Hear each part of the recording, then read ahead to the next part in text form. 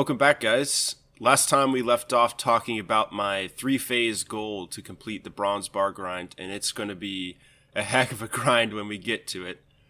However, I do need to actually finish off a few things before we can start that. One of which is Crumble Undead, because it'll be a nice magic option for taking out the skeletons.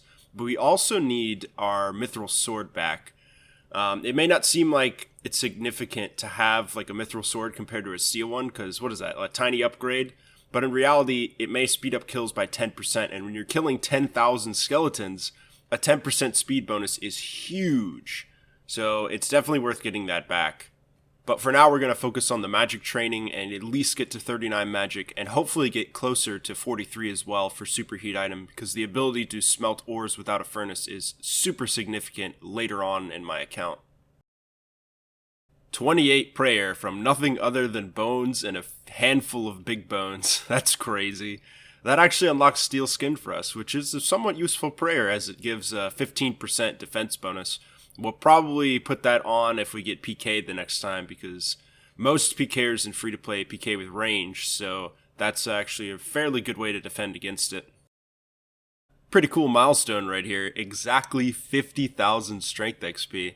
It's not very often that skills end up with a nice round number like that. Ah, Law Rune drop, finally. I think I went to like 3 or 4 different types of creatures to try and get this drop, and mages do drop them infrequently, but you can't really count on getting it from them unless you kill a big bunch of them like I just did now. But that gives us our emergency teleport back, as well as the ability to do a telegrab in a bit. Just got 44 strength. This is a pretty significant level right now because it lets me hit 7s using a steel sword, and that will hopefully increase our damage per second by quite a bit when we're hunting for our mithril sword back. But now let's go use our telegrab and see what goodies we can get across the wilderness ditch. A little theory crafting here before we go to our major stop. I can almost reach these guys inside the monastery with a spell, because if I could kill them, I could actually telegrab their robes from here, and it wouldn't be breaking any of my rules, so I wouldn't have to have an exception for it. But as you'll see in a second, when this guy walks out the building, the Zamorak monks don't actually leave those doors. That's as far as they can walk, and therefore there's no way to like lure them out any further than that. And that's kind of the problem with this, is that I can't reach them no matter what I do. So I thought this was a place I could actually use telegrab, but it looks like I won't be able to use it here. I hope telegrab can actually get this, because it's kind of behind a sign. Let's see what it can do. Hey, it actually works! That's nice. So this is the wooden shield. I've called it the wooden square shield so many times, but it's actually round. And it's kind of a mage shield, so it doesn't have any negative magic offensive bonuses, so it's a great defensive item to have when I'm using magic. Compared to the black square shield, where I actually have to take it off because it makes me splash my spells more. So yeah, not a bad upgrade at all. I think I'll carry it with me for now while I'm training against dark wizards, because it does give magic defense as well, a lot more than a metal shield would, because metal shields actually have negative magic defense. But since it's so easy to get over and over again, I'll probably just drop it whenever I don't need it, and I can always just come back and grab a new one.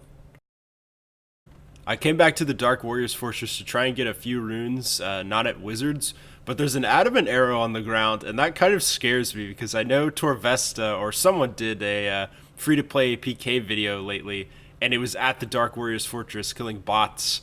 So I really don't want to be in the firing range of those rangers that come through here, so I think I'm gonna bail for now. So we'll just go straight back to wizards. Check this out. With the wooden shield, I go from a magic defense of 5 to 6.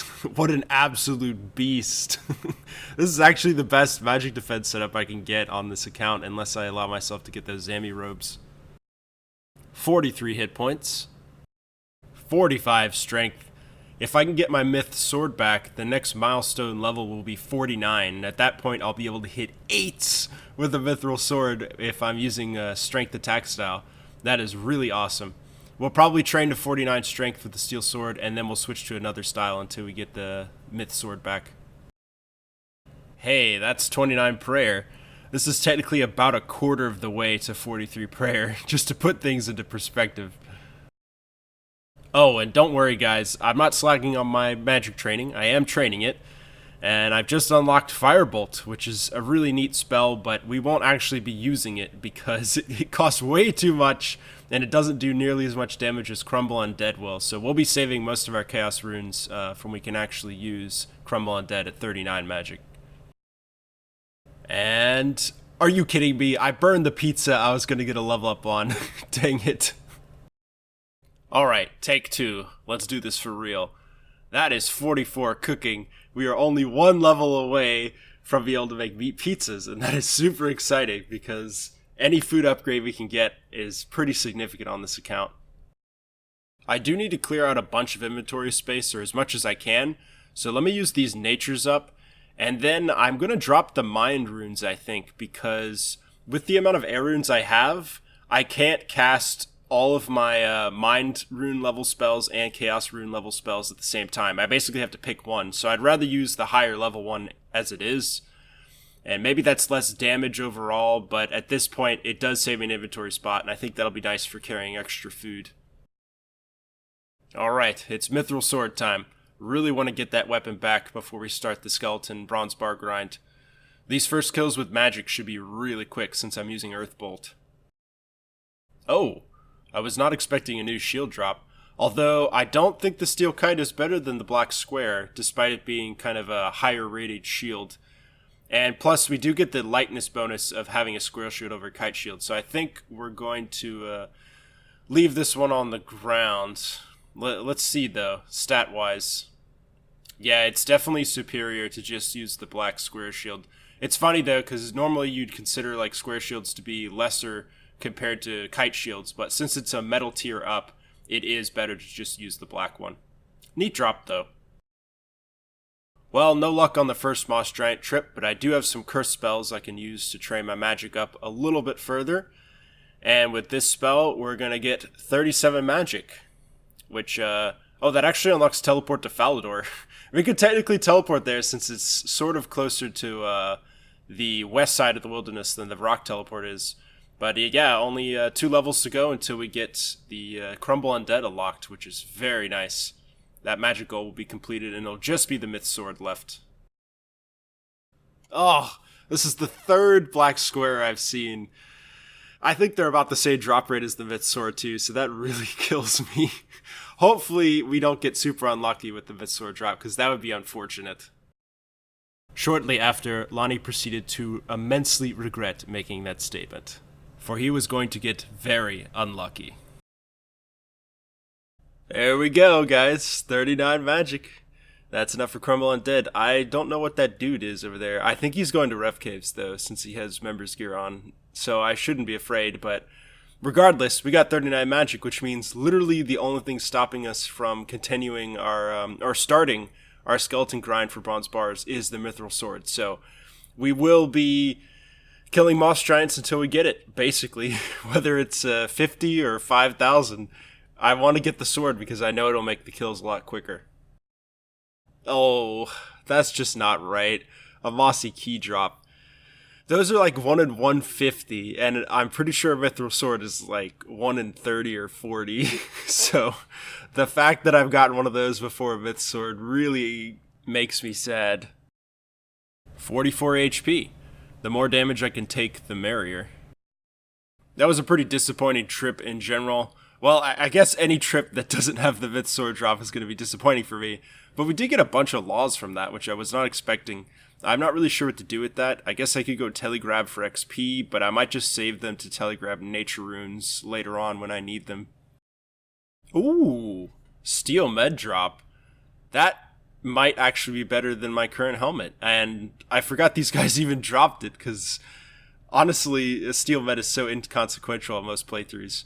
Yeah, that's definitely an upgrade. It's at least 1 point higher in defense compared to every other stat for the Iron Full Helm, and it's even lighter, and I will always go for lighter gear because having 1 agility is a nightmare, so anything I can do to preserve run energy is great.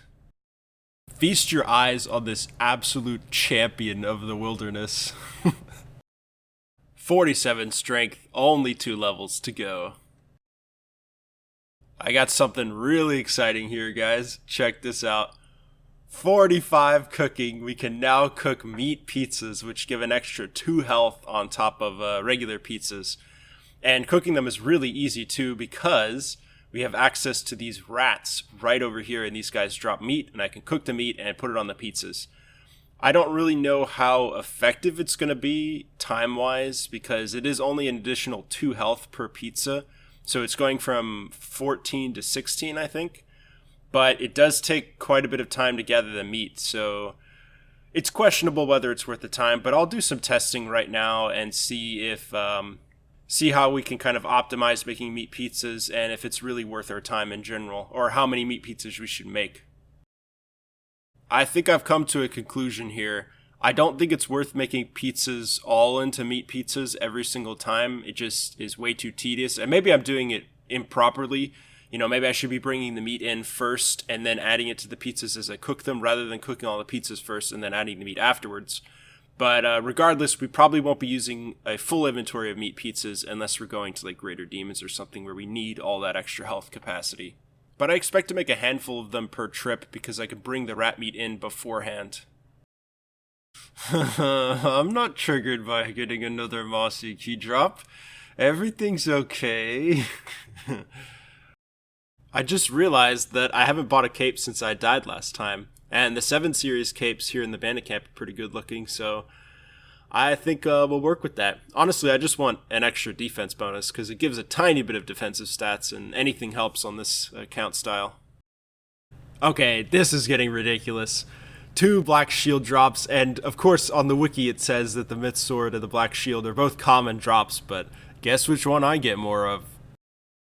I've noticed that since the world hop limit got removed, it's like 30 to 40% faster to cook a whole batch of pizzas than it used to be, which is really nice. I'll take any time saver I could get. And now I'm also bringing in about 6 rat meat per inventory to make about 6 meat pizzas, and I'm enjoying that ratio. It seems to balance out quite nicely. But I think this is where I'm going to end the episode for today. Sadly, we haven't gotten the Mithril Sword, but we made some really good magic progress, and that's all prepped for the monstrous skeleton bronze bar grind that's coming up. So next episode will most likely be devoted entirely to getting that Mithril Sword, and then we'll be ready for the smithing grind. Hope you guys enjoyed watching today, and I'll see you in the next episode.